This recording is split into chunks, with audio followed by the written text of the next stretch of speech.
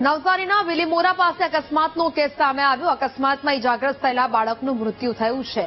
આંતલિયા ગામે 2 દિવસ પહેલા અકસ્માત થયો હતો, જ્યાં ટ્રક ચાલકે ટક્કર મારતા બાળકને ગંભીર ઇજા પહોંચી હતી। ગંભીર ઇજાગ્રસ્ત બાળકે દમ તોડ્યો છે। અકસ્માત પછી ટ્રક ચાલક ફરાર થયો હતો। પોલીસે ગુનો નોંધી ટ્રક ચાલકની શોધખોળ શરૂ કરી છે। સંવાદદાતા રાકેશ ફોન લાઈન પર જોડાયા છે। રાકેશ, નવસારીના વિલીમોરા પાસે જે અકસ્માત થયો હતો તેમાં હવે ઇજાગ્રસ્ત બાળકનું મોત થયું છે, શું અપડેટ?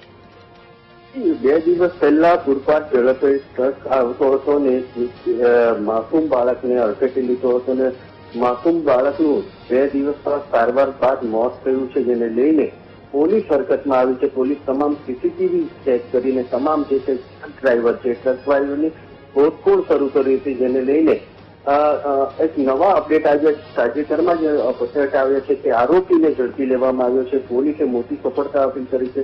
અલગ અલગ વિસ્તારમાં પોલીસે પોતાની ટીમ ગોઠવી હતી ને આ આરોપીને ઝડપી પાડ્યો છે। જી બિલકુલ રાકેશ, જાણકારી બદલ આપનો આભાર।